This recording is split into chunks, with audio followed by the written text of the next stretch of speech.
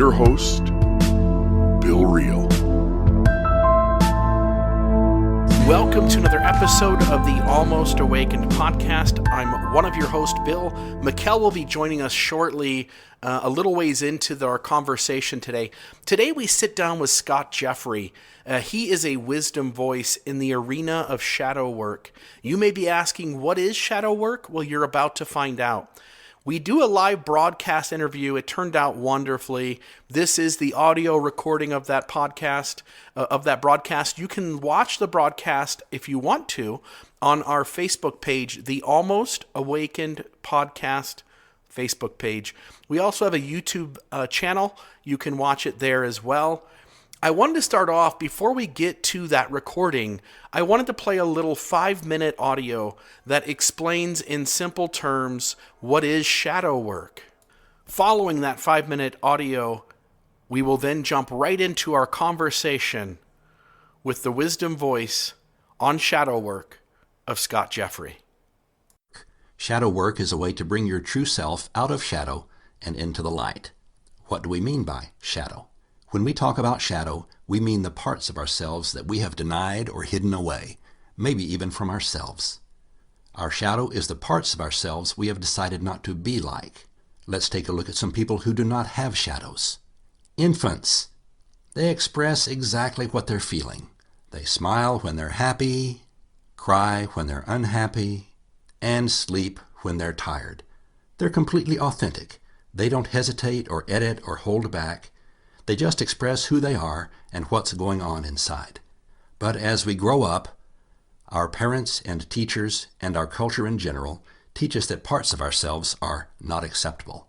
And sometimes the messages come to us in a pretty harsh way. So we learn to hide those unacceptable parts of ourselves. We like Robert Bly's description in his book, A Little Book on the Human Shadow, in which he says it's as if we have a bag where we put the unacceptable parts. We hide those parts of ourselves away so they won't be seen. At first we put into the bag parts of ourselves that we may think of as bad.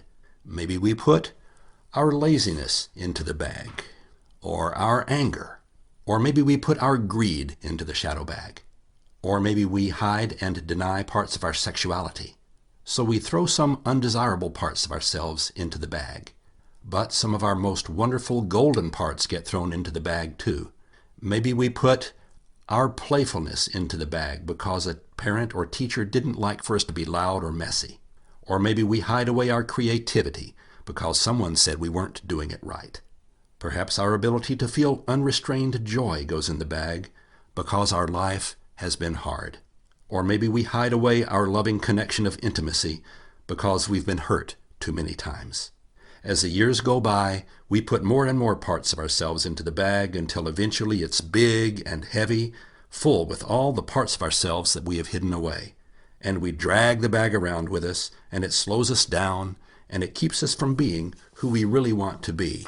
So by shadow, we mean anything that's in the bag, parts of ourselves that we have denied or repressed or hidden away. If we're trying not to be a certain way, that part of us is in shadow. Now, how can you tell what parts of yourself you may have put into shadow? You may have put a part of yourself in shadow if it annoys you in someone else. I get so angry when they do that. Don't they know that's not okay? If you have decided not to be a certain way, you probably don't like to see it in someone else. On the other hand, you may have put a part of yourself in shadow if you admire it in someone else. Gee, I wish I could be like that person, so creative and courageous, but I could never be like that. That's a clue that you may have put a wonderful golden part of yourself into shadow. Or you may have put a part of yourself in shadow if you act a certain way by accident. I don't know why I did that. Something just came over me. That's not me. Well, in shadow work we believe it is you, a part of yourself you hidden away in your shadow bag, but it leaked out. In shadow work we believe that everything we have put in the bag, everything we have put into shadow, has within it a legitimate, useful, even golden energy that we can use in a positive way if we're willing to take that part out of the shadow bag, dust it off, work with it, and find the gold in it. For instance, if we have put our arrogance into the shadow bag, we may have also hidden away our ability to believe in ourselves. to have healthy self-esteem, self-confidence. In denying our unhealthy arrogance, we may have hidden away our healthy ability to believe in ourselves. Healthy self-esteem may be the golden energy inside our unhealthy arrogance. In the same way, if we have put our anger in the shadow bag, we may also have given up our ability to set boundaries and to protect ourselves and the things we value. We may need healthy anger sometimes. And if we have denied parts of our sexuality, we may have limited our ability to connect deeply, heart to heart. And if we have denied our laziness, we may also have given up our ability simply to relax and enjoy life's moments. In shadow work, we think it's inevitable and even a good thing that early in our lives we put some parts of ourselves into our shadow bag so we can get along in our families and in society. And we also believe that it's a good thing at some point in our lives to want to take some things out of our bag, to reclaim parts of ourselves, to become more authentic, and ultimately to love ourselves for who we are. Scott Jeffrey, welcome to the Almost Awakened podcast. How are you doing this morning? Terrific, Bill. Thanks for having me on. Awesome. Excellent. Hey, I just maybe just before we start, give people kind of a little brief bio of who you are. Let me also say this. It feels like on the first half of life, we're all kind of hiding and stuffing things down and pretending to be what the world needs us to be. And it seems like it takes most of us a long time to kind of start to wake up and start to sense these tools and being honest about ourselves and facing our shadow in the mirror. And I'm just curious, not only a brief bio, but what woke you up and what got you thinking about these things, and maybe kind of start us on that beginning.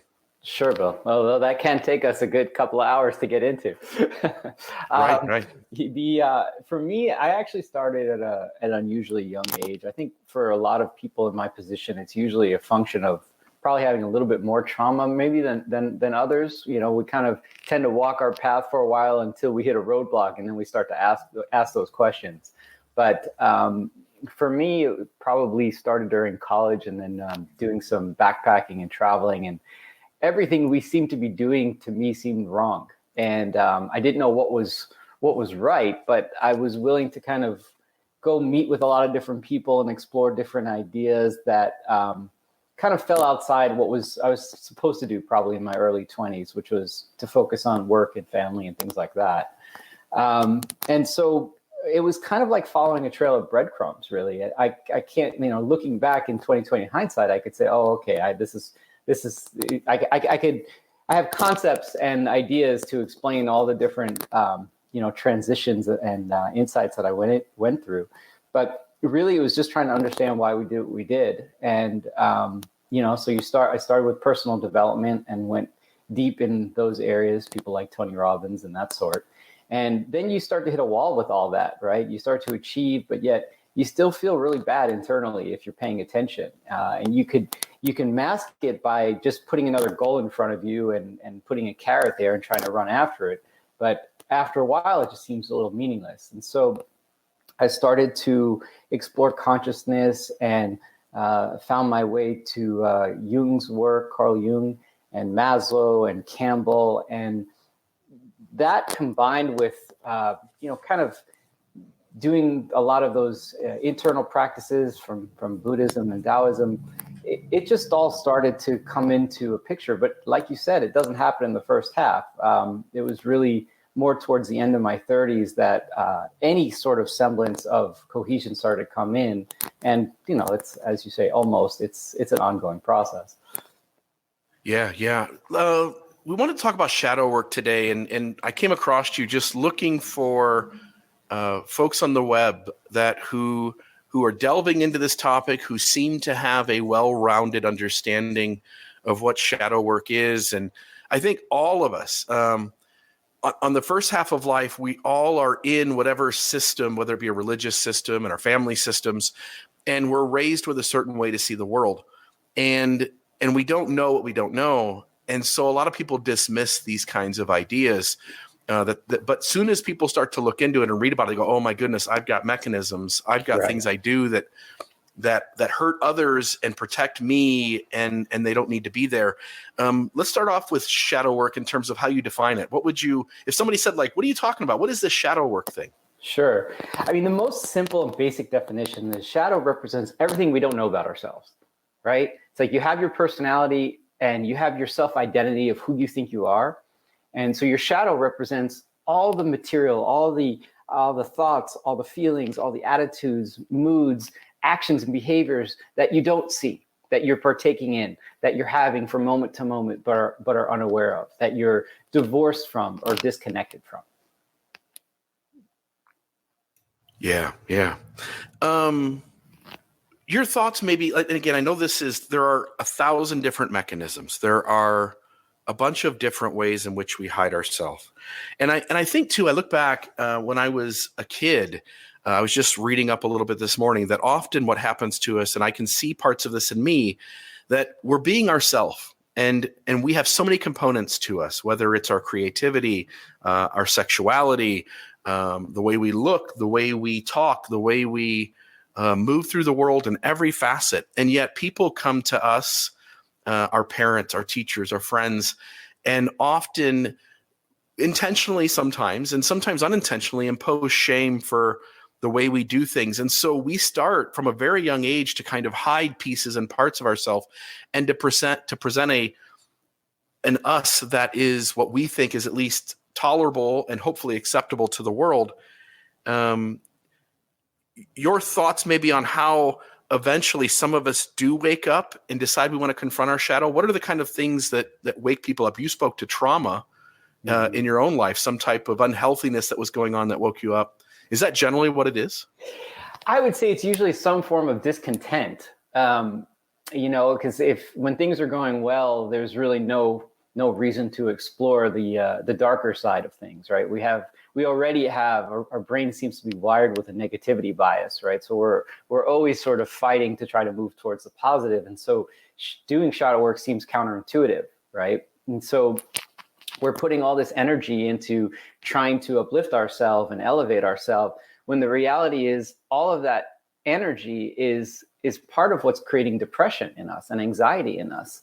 And so by going into the shadow, by going into the darkness, we actually come to more okayness and contentment, which is ultimately what we're looking for, as opposed to excitement and passion, which is what we're sold as being important. And often, you mentioned in parenting, that happens early on, like how it's so easy to watch parents, well, difficult to watch parents that are generating excitement and false interest in things because they want their child to be screaming in excited and happy, when our natural state is actually more calm and centered.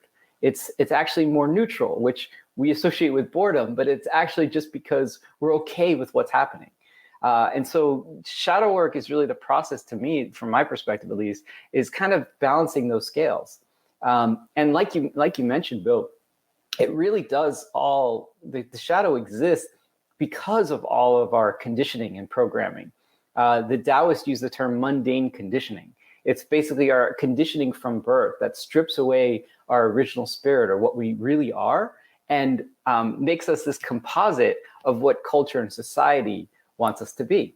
And what Jung called the individuation process was the process of sort of returning home to that initial wholeness that you started out with early in childhood. Yeah, when I started to understand what shadow work was, and my wife and I would do something that would hurt her or be unhealthy, and so then she would want to talk about it. And early on, I could feel myself like wanting to dismiss and come up with excuses and reasons why I do the things I do. And slowly, little by little, as I understood this arena and wanted to begin, like, it doesn't matter how hard this stuff is. It doesn't matter how hard this work is. I want to start doing it. And so I start saying, okay, I'm feeling poked right now, but let me sit with that. Let's talk about what it is I'm doing and why I'm doing it. And let's come up with a different way to do things. Shadow work isn't easy. It is damn difficult, to the point where you realize you could be more comfortable if you just dismiss it and ignore it and don't do it. And yet real growth comes from that. Maybe speak for a moment about how hard this stuff is and the reward of doing it anyway. Sure. Well, let's start then with why it's difficult, why shadow work's difficult. Because the truth is that it's difficult for most of us, but not all. And interestingly enough, let's start with who it's not difficult for. It's not difficult for the people that were told the truth during childhood, that were never praised during childhood, that were never rewarded for doing basic things in childhood, who almost had a negative disposition from the parenting style and teachers around them, right? So for them, their positive or golden shadow might be a little bit more elusive because they maybe didn't get that balance where they were told that they were okay too. But the reason why shadow work is challenging for most of us is that we have this self-identity that is ultimately of being a positive, good person with always having a positive intent, right? And there's that saying of the road to hell is always paved with good intentions, right? And so because that identity is so locked in, right? Every year from birth till present has been reinforcing that same identity. What shadow work is doing, and the reason why it's difficult, is it's challenging the foundation of that identity. And so as long as we cling to that identity, shadow work's very elusive, and it's constantly meeting up against resistance and roadblocks and different internal tension. Now, there is a way. So that's kind of the main rub that we have, right? Like what you were just describing with your wife, is she was calling you out on something or pointing something out to you, and you were like, no, I'm not like that. That's not what I mean. That's not my intention. And so it creates a dissonance, right? It's more easy to evoke the shadow in relation to another, for sure. When you're on your own and there's no one challenging you or observing your behavior, it's easy to go on unconscious, right, with your unconscious. And so it's leaving the familiar and going to the unfamiliar that we have this tendency of resisting. And so that's the nature of the difficulty. It's really this internal resistance and ego that's saying, I am this way, when in fact, we're not that way.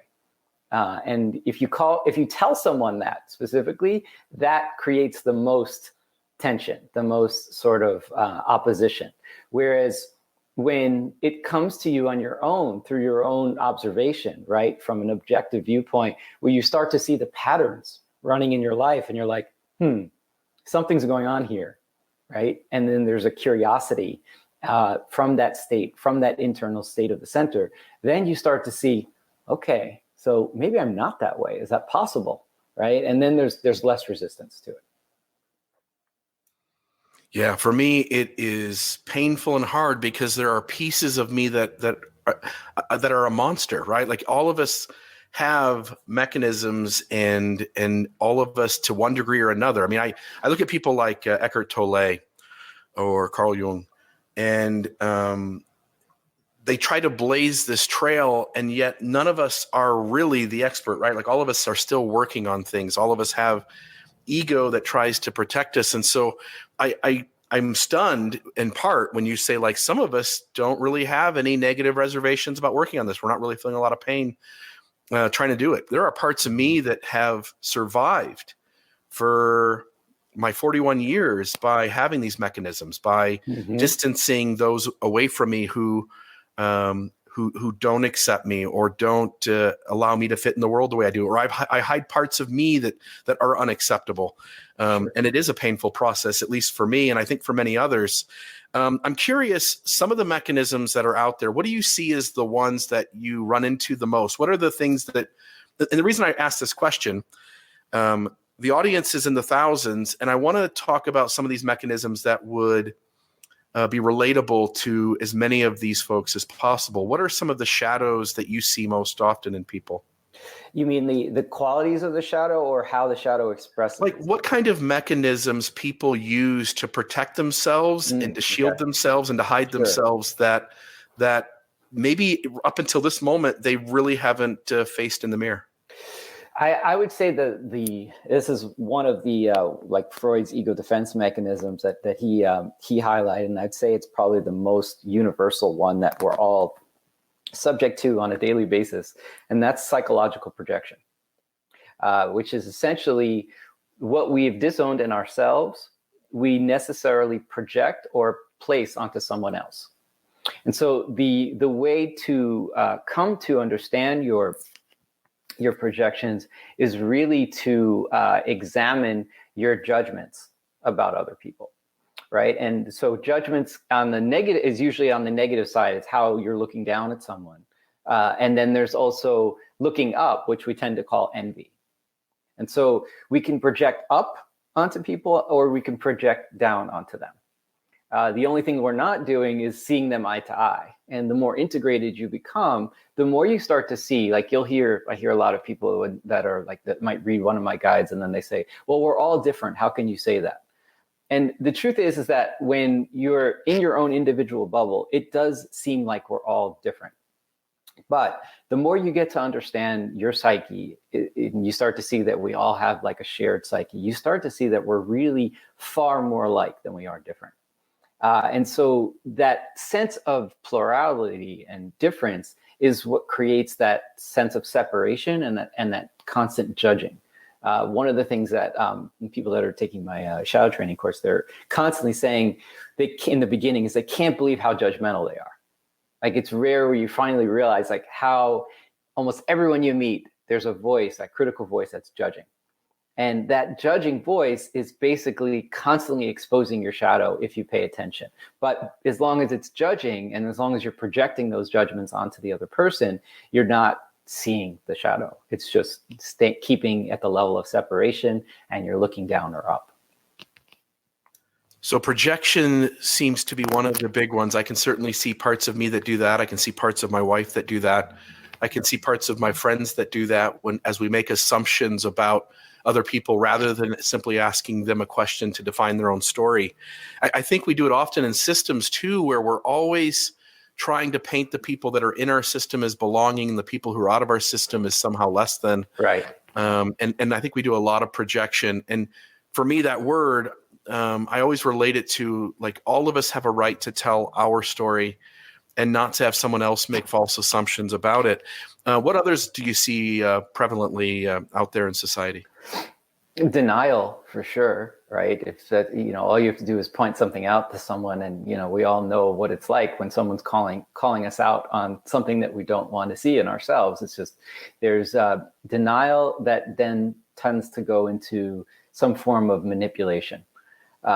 So it's kind of reflecting it back in a way that is a misdirect of some kind. The archetype related to this is called the denying innocent one. It's, no, I'm not like that. What do you mean? That's not what I meant. That's not what I did.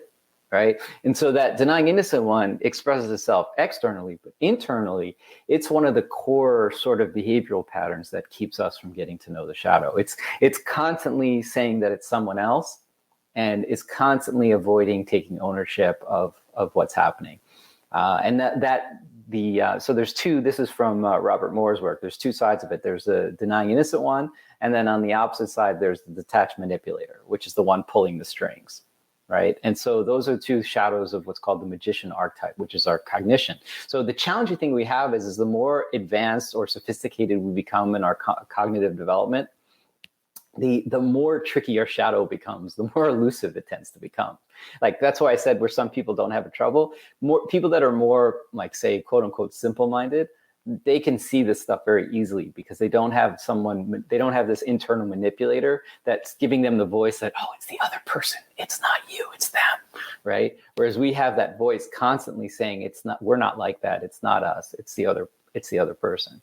And so that's I think probably another very dominant sort of mechanism that's at play. Another one is repression, right? We're constantly pushing down our attitudes and feelings. And this happened in childhood because, like you just mentioned earlier, Bill, most of the attributes and feelings that we had were usually not done intentionally, but subconsciously suppressed. Right? We got the signal that it's not good to express anger, even though anger is a very healthy and usually appropriate emotion when you look at how people are treated. So that anger gets pushed down and suppressed to the point where it's out of view. And then that starts expressing itself through our unconscious behavior. And I mean, if you look at the developmental literature, they say like 98 up to 98% of our behavior is unconscious. So clearly the shadow is a pretty formidable thing that's operating within us.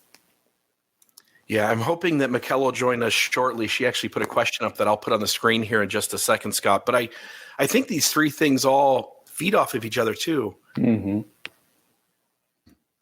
In that, on one hand, this idea of projection, like if we don't take the assumption that the other person is being honest and vulnerable and authentic about their feelings and their motives, then we're likely to project because we know that they're hiding something and deceiving us. So we project what we think is really going on with them.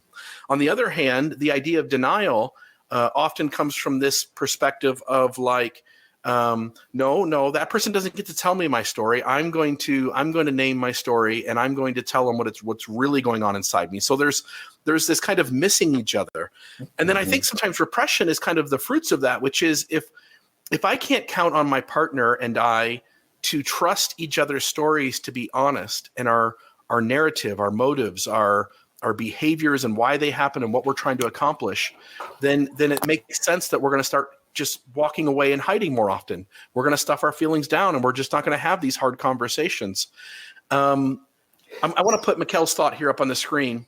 Okay, and then I want to address what you said. Yeah, do both of these. So Mikkel here says, why does the shadow become more elusive as we become more awakened?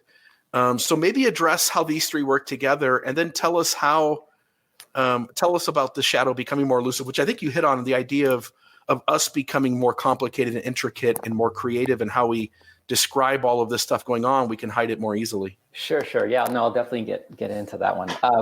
So first, in terms of your example, there at one level, in terms of your intimate relationship or partnership with another, yes, it's useful to have that assumption that everyone has their best interests at heart.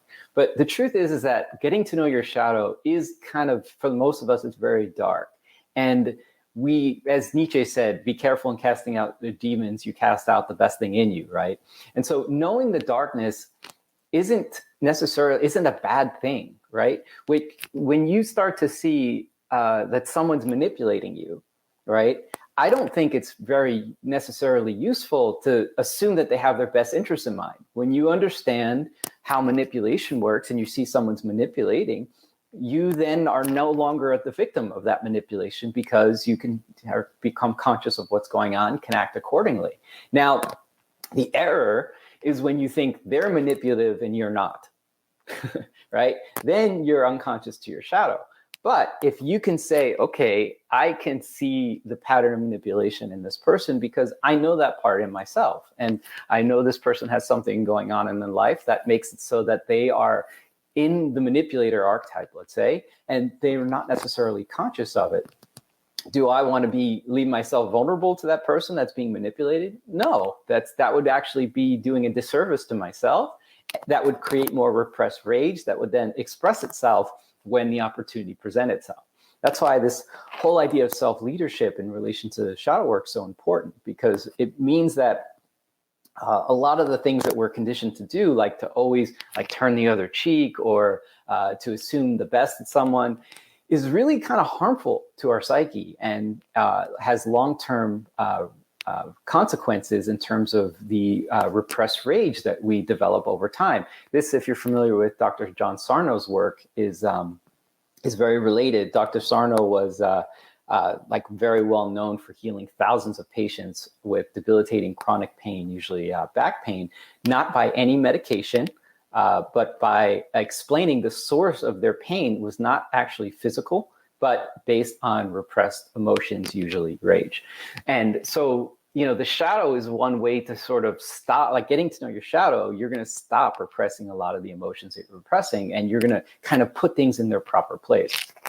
So to address this question in terms of why it becomes more elusive, there's a model of values in developmental psychology called spiral dynamics. And what spiral dynamics shows is that there are specific values that we develop through both culturally and individually. And so the value that just do a brief summary just of several of them. Like our modern, first world nations are in what's called orange, which is the achiever self. It's all about development. It's about business. It's about capitalism. It's about science and medicine. It's about, our society and culture is built from orange. Then beyond orange is green. Green is the sensitive self, right? Orange is the achiever self. Green is the sensitive self. With green, we get into egalitarianism and the importance of community and the sensitivity and sharing and things of this nature, human rights and animal rights and women's rights. So interestingly enough, until we reach green, this level of the sensitive self, shadow work is not even on our radar, right? So no one's even concerned when you're just focused on, say, just making money and your image and how you look and things like that. Like what's going on internally isn't your primary focus, right? But once you access this green wave, it becomes important to sort of look at what you value and how you behave and how other people perceive you and things like that. Now, the shadow of green, what for example Ken Wilber explains, is that with each level of development, there's greater complexity, and with greater complexity, more things that can go wrong.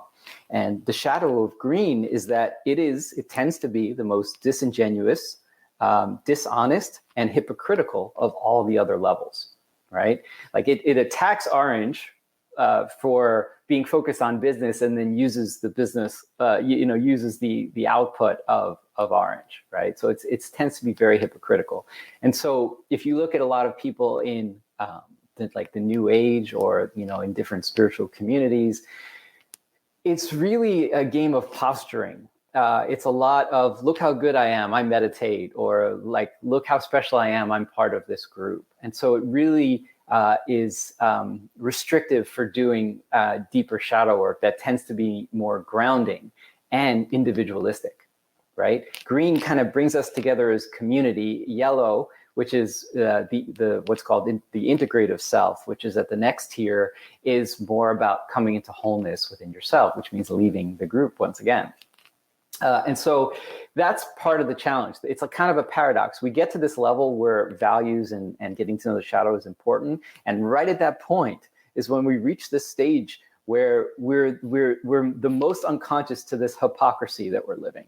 And we're the most disingenuous with our genuine feelings. Because again, we've repressed all the levels that came before it to access that green wave. Does that make sense? Yeah, absolutely. And I'm familiar with spiral dynamics, and so is a large chunk of our audience. Most of our audience is made up of people who have had a really painful journey deconstructing religious systems. Yes. And as they've looked for wisdom out in the world, they've come across things like spiral dynamics and kind of faith development, but that idea of placing trust in outer authorities and now claiming them back and starting to see that there's wisdom outside your system and your authorities don't have the answers. And so a lot of those kinds of truths are out there, and they've come across those. Ken Wilber, of course, being kind of one of the bigger proponents of spiral dynamics, and much of our audience is familiar with him. Brittany Hartley, who's been a listener to the program for years through the various podcasts, has a question, and she comes from a different system, but senses maybe that there's more of shadow work available in Buddhism. Do you find Buddhism to be the only religion that directly tackles shadow work because it confronts the illusion of ego? Any thoughts there? Yeah, in terms of confronting the illusion of ego, I mean, I would say Buddhism, Hinduism, and Taoism do that. Hinduism, you would have to go to Advaita Vedanta, which is the non-dual school, and they're basically telling you you're not this, you're not that. So you're stripping away the illusion of the ego there as well. And in Taoism, also, the basic doctrine is that you have a conscious spirit, which is the conditioning of your ego, essentially, and then your original spirit, which is who you actually are. And it's by stripping away the illusion and the conditioning of the conscious spirit that you arrive at the original spirit. So I would say all of those, like, say Eastern wisdom traditions are the same in their overall ideology. In that way, what's different is the methods that they use to get there. And that's the main thing. But I think in terms of that kind of brings up an interesting point, Bill, in terms of shadow work. One of the reasons why I think many of us that honestly want to get into shadow work struggle, and this is where, I think Taoism actually, if you have, there's certain doctrines in Taoism that really kind of express this, is that before you go into this stuff, and this was the information that Jung didn't have available at his time, but you're supposed to do a lot of preparatory work before you start going into the psyche and exploring your shadow, and that is like what we might call in the Western side, like centering, right? If you're when you're in your like rooted in your center, and so there's no energy, like the Taoist term is called turning the light around, where you're kind of examining the mind, the observing mind. Again, you'll see echoes in Buddhism and Advaita as well. It's important to spend time first rooting yourself in this observing mind, where you can have that non-judgmental, mindfulness or awareness of what's happening, where you're not going to get defensive. Because when you're doing shadow work and you start to get defensive and you start to have resistance, it's a sign that you're out of center. And there's absolutely no way of doing shadow work out of center. It just isn't going to happen. You might even come to see certain things, but it's not going to influence or change any of your behavior. To truly change your behavior, you have to be in your center first. And again, this was something that wasn't emphasized in Jung's time because the translations of these texts weren't available. And the ones that were, like The Secret of the Golden Flower, that was translated by his friend Richard Wilhelm, were inaccurate. And so didn't give the foundational understanding of what was necessary in preparing your consciousness for getting to know the conditioning that was thrusted upon you in your formative years of development. Yeah, wow. So again, there's just a handful of people watching this live. There'll be several thousand who watch or listen to the audio when it's published after this. Some of these folks don't know what shadow work is, and so they're listening and they're going, okay, I've got mechanisms, I've got ways that I hide, I've got ways that I manipulate others, I've got ways that I interact with the world in unhealthy ways, but they've been hidden all my life. I haven't confronted them. And they're saying, okay, I want to start doing this. I want to start thinking about what it means to jump into this arena and start doing shadow work. What is your suggestion to somebody who comes to you and says, like, I have no idea what this looks like, but I want to start? What do they do? Well, the first thing you can do is I have a free primer on my website that kind of breaks things down of what it is, how it forms, and that sort of thing. That's a good preparatory thing to do when you're first getting started, just to understand the basic concept of it. But ultimately, that's not going to help you actually do shadow work. I think probably the easiest way to get into it is to focus on what I call shadow triggers, which are essentially, if you just click on guides there, you'll have access to. Oh, you're on the page, great. Yep. So when a shadow trigger is basically anything that triggers you emotionally. Right? There's different kinds of triggers. We've already really talked about two. One is judgment, and the other is emotions. And so if you take anything that happens to you, you can do it on the spot during the day, or you can do it at the end of the day, right? You just kind of take a look at what is charging you. Is there something that someone said to you in a store, something a friend said to you, someone said something to you at work, and it drove you nuts. It's ruminating in your mind. You're turning it over again and again and again, right? And it's not going away. So that's the opportunity to pause and say, okay, what is it here that do I think the other person is doing, right? Because first it's about them. Right? That's how it always starts. So, because it's much easier to see the shadow in relation to another. So you might say, okay, well, that person was being so arrogant. Now, that person might have said something and they might have been being arrogant, right? But their arrogance would not trigger you emotionally unless that arrogance was in you as well and you were disowned, and that arrogance was disowned. And so the key is at any time there's an emotional trigger, anytime there's an upset of any kind, you get frustrated, you identify what it is in that other person is doing, what's the quality in them that's triggering you, and then you bring it back to yourself. And you might ask, okay, so is there a time in my life where I can remember being arrogant? Or have I ever been called arrogant? Or when might I have been in a position to act arrogant, and was someone looking at me arrogant and I didn't realize it?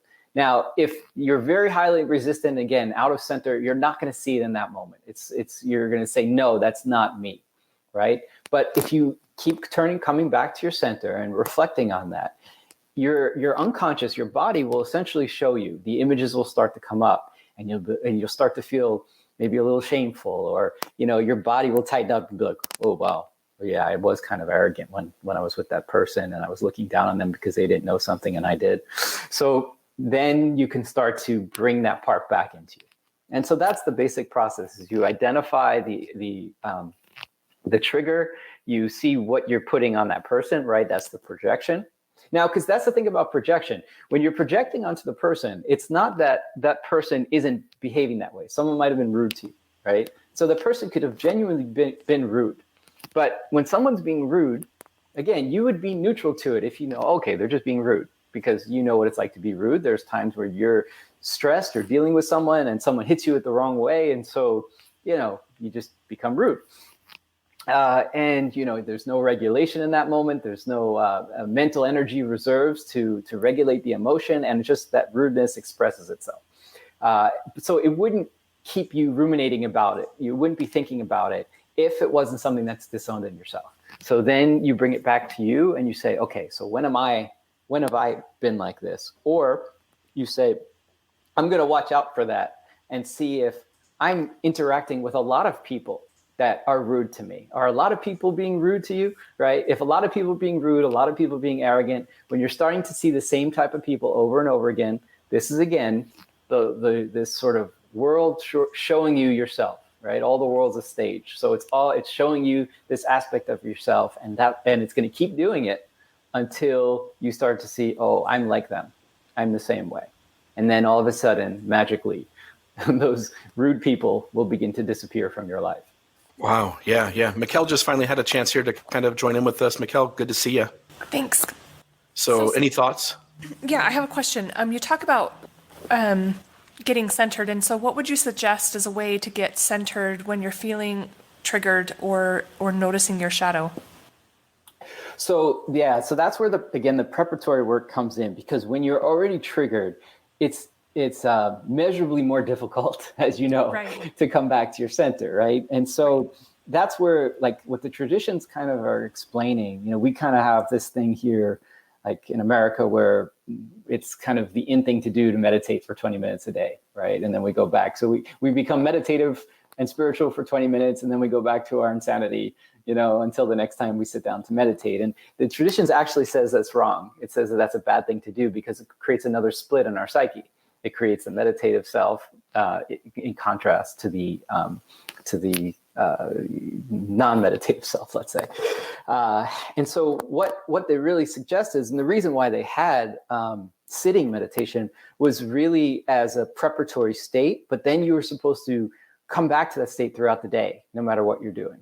You turn that light around. You draw your energy back into yourself over and over again. Like right now, for example, you're listening to what I'm saying, but a part of you can be bringing that energy back into yourself again and again, observing the mind, observing your thoughts, observing, different judgments that you're having, different criticisms. It's just, you start to see that those voices are constantly going. And instead of letting them run, and instead of judging them, you just start to witness and observe them. So, but that doesn't help with your question, which is once you're triggered. So once you're triggered, it's important to have a way of, again, coming back home. And so everyone has different ways of doing that, right? For some, it might be taking a cold shower. For others, it might be earthing, right? Grounding themselves, or sun gazing, something that settles them down. Like it could be listening to binaural beats or whatever it is. Now, eventually, again, you want to be able to do this on the go, on the fly, in those intense situations. But that's where the training comes in, right? That training enables you to get back to the center again and again, regardless of the situation. And in the beginning, you have to know that you're not going to be able to do that because that training hasn't taken place yet. But as you progress and as you notice, like for example, there's a standing form of standing meditation in Qigong called Jungian, which translates to standing like a tree. And you basically just align your posture in the correct way, the way it's designed to be, that kind of allows everything to drop down and sink. And it opens up like your whole energy passageway so that you start to feel all the sensations that we're supposed to be feeling from moment to moment. Now, in the beginning, it can take quite a lot of doing, right? We have a lot of numbness in our body. You start to find you have a lot of pain in different areas where you have repressed emotions that you're not aware of. And so you might be doing it for quite a while. But eventually, over time, you get into that space where you awaken that energy body quicker and quicker. And so the quicker you can get there and the more you can root yourself in your center of awareness in your body, the easier it is to see the trigger. It's like you start to catch the trigger as it's starting to arise, as opposed to it already there, you're running it, and now it's like, what do I do? Right? So you catch it earlier, you see the patterns about to run, but because you're observing it, it starts to draw the energy out of it. Because what we don't realize is our unconscious is putting all that energy in it, like revving up the engine to get it going, right? But the more you enter that state of the center, the more you start to draw the energy away from it. And the more energy you draw away from it, the less it has to run. And it just sort of begins to fizzle on its own.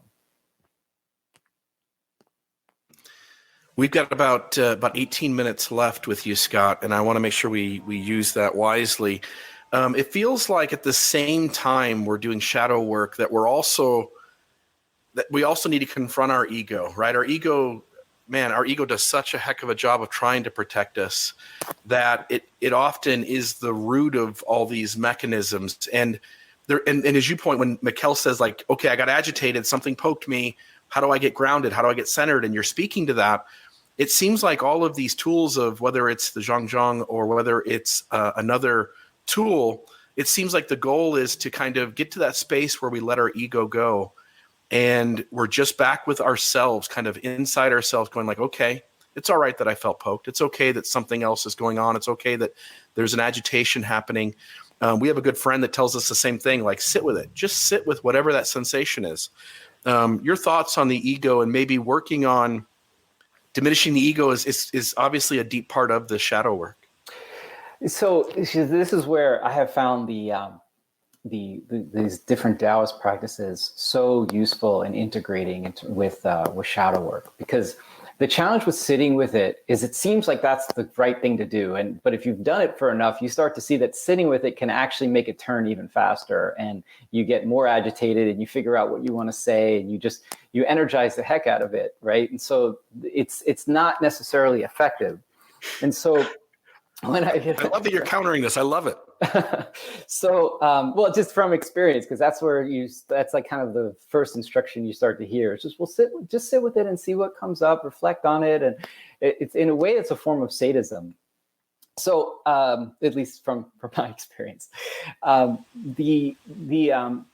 this concept of turning the light around, it's basically the problem is when you say the ego, it's essentially the mind, with all of its self-identities and constructs that it has, beliefs about itself. And so letting go of that, what are you going to let go of that with? It's kind of like the mind trying to let go of the mind. And it creates a paradox on itself that ultimately just becomes this endless loop. And you feel at times like you're getting somewhere, and then there you are back again in the ego. And so what I found useful is thinking in terms of energy centers. So we have one in the the gut area, right? And these are all areas of the body that we have neuronal networks to. Obviously, we have the mind, that's the top one that we're all familiar with, the brain, right? And then you have your heart center, which also has its set of neurons. And then you have your gut. And your gut, it connects to the gut neurons connect through your basal ganglia to your brain. And so there is like these different networks of communication. The challenge that we have and what makes shadow work so elusive is that we're relying on just one center. We're kind of cut off from our body and stuck in our minds. And so when we're sitting with it, we're still sitting with our thoughts. And so in terms of a practical way of doing this is bring your awareness back into your body. Right? Which isn't done by thinking about it. It's done by witnessing the breath, watching the breath, and then allowing it to sink deeper and deeper into the body. When we're in our ego, when we're in our identity, it's because we're breathing essentially from our mind. We're breathing from our head. It's like very shallow. It means whenever your thoughts are racing fast, it's because your breathing is up top. Right? The deeper the breath goes, which again, it doesn't happen by force or by will, it's just by observation. It sinks lower and lower and it gets more grounded and slow.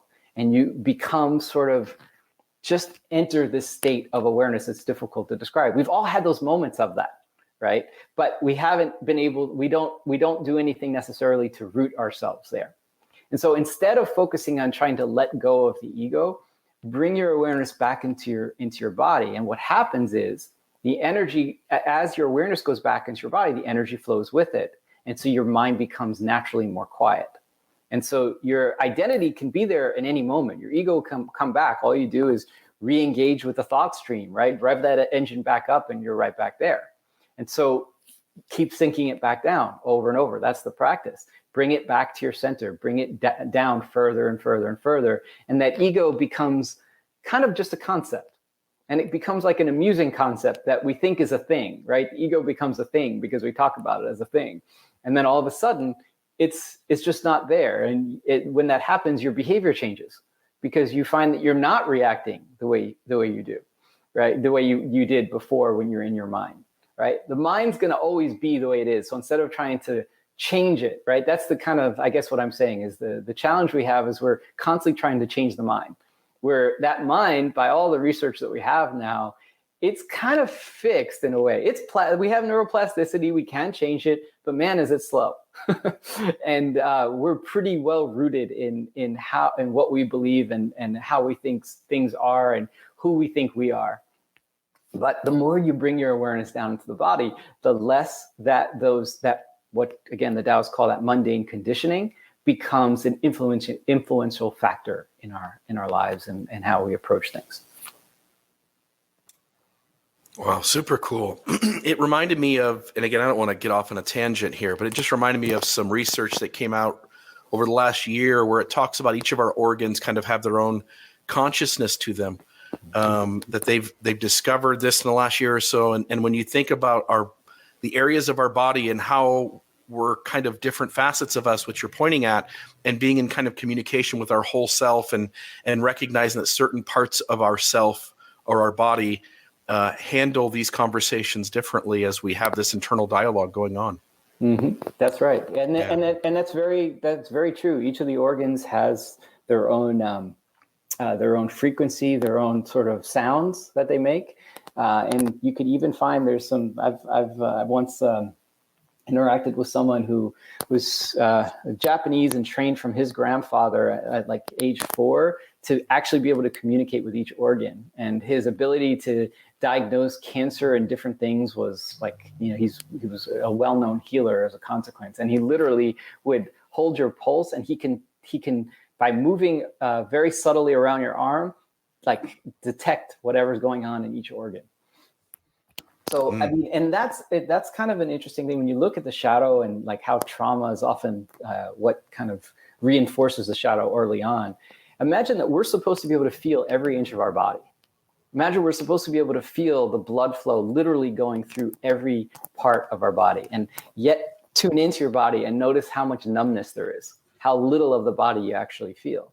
Right. So that's all the repressed emotions that are creating energy stagnation that then lead to different shadow problems, different health issues, different mental health issues, and what have you. Very interesting. Cool stuff. Mikkel, I just want to check and see if you've got anything else that you wanted to ask. I want to give Scott some time at the end to kind of point listeners to where a lot of his work is and where they can find it. But before we do that, anything from you? No, I think it's fascinating. I read a couple of books a couple of years ago. One was The Biology of Belief, and the other one was Molecules of Emotion. And it just talks about how, the thoughts that we think produce chemical reactions and how those affect our body. And so it's fascinating to me. And as a nurse practitioner, I wish that I could teach this to patients. I wish people were more receptive to it, because it can play a huge role in not only mental health, but their physical health as well. So this fascinating, that's all. Yeah, kudos, Scott, for all the work that you've put in to understand this arena. And I know that you speak on other topics and other subjects, other arenas too. And man, you're a smart guy, you're well-spoken, you're well-informed. I just really appreciate what you bring to the table and what you offer people in a way to gain new tools and resources so that they can improve their lives. Oh, thank you, Bill. Yeah, I mean, I enjoy this work. I mean, really, of course, I'm doing it myself. And so that's the tricky part of teaching it, is because then there's the part, this tripped me up early on. And I was actually a biographer of an authorized biographer of a well-known spiritual teacher. And that's actually how I got to know the shadow, is here this person's talking about all these like amazing concepts and things. And then the more I got to know his life, the more I got to see that he wasn't actually doing any of these things and was disingenuous with many of the things he was saying, but yet was clearly unaware that he was doing these things. And so without understanding the shadow, I had no way of understanding what was going on. But I found for myself, it was the same thing. The challenge is that we think because we might know something intellectually, that we're integrating it and applying it to our life. And usually it's the opposite. It's like I've come to see is that the things that we're talking about and that are interesting to us are the things that we most need to learn ourselves. Oh, beautiful, beautiful. With a few minutes left, tell us about how people can find you, how they can find your work. We had one listener, let me see if I can put it up on the screen here really quick. We had one listener wondered if you do a podcast, if they're super intrigued by what you've spoken on today. Where can people find more stuff? Well, only one source really, and that's the website, which is scottjeffrey.com. And you'll find an arsenal of in-depth guides on things like shadow work and psychological development and Jung's individuation process and self-actualization. And if those topics interest you, spiral dynamics too. And you'll find free ebooks and things like that as well. And then I have courses that I offer. I actually have a course called Shadow Training. It's not open at the moment, but it's, I think, from what I can tell, the most in-depth thing you're going to find out there. I'm very proud of it. It took quite a while to put together, but it basically takes you really step by step through both the concepts and theory to over 20 different practical methods for working with your shadow. And that's it. I'm not on social media. I don't do a podcast, and I'm not on social media, and I don't do too many interviews and things like that. I've kind of got to this point where it's kind of like, what are the things that I'm willing to do that I find less resistance to? I guess that's one of the aspects of the shadow. Is you start to become much more real with yourself. You start to see where your limitations are. And instead of trying to push through them, you just accept that they're there. Which a lot of personal development is about, kind of pushing through limitations. But that's actually from an archetypal perspective, that's the hero energy, which is an adolescent archetype that's supposed to help us try to, figure out what our limitations are. So as you get to know your shadow, you start to kind of settle back into yourself. And although it might seem limiting from that heroic part that wants to keep pushing in different areas, it's actually quite grounding and settling, and creates much less anxiety, because then you don't have to try to be something you're not, and you just become okay that you have these limitations, and that's just how it is.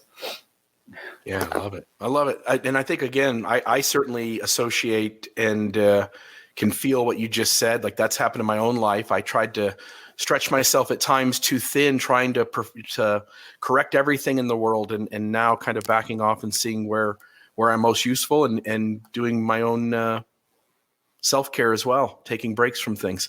Appreciate your time being on. And I know that, again, you've decided to put your energy into helping other people out, and you kind of pick and choose your spots where you do something outside of that. And I just appreciate you coming on the podcast today. I'm glad it worked out, and I think people really are going to enjoy your conversation, both those who are watching live as well as those who hear the audio here shortly. Appreciate your time and appreciate who you are and all the work that you do. Thank you, Bill. Thank you, Mikel. It was a pleasure being on your show. Awesome. Have a great day, my friend, and thank you. Thank you. Take care now.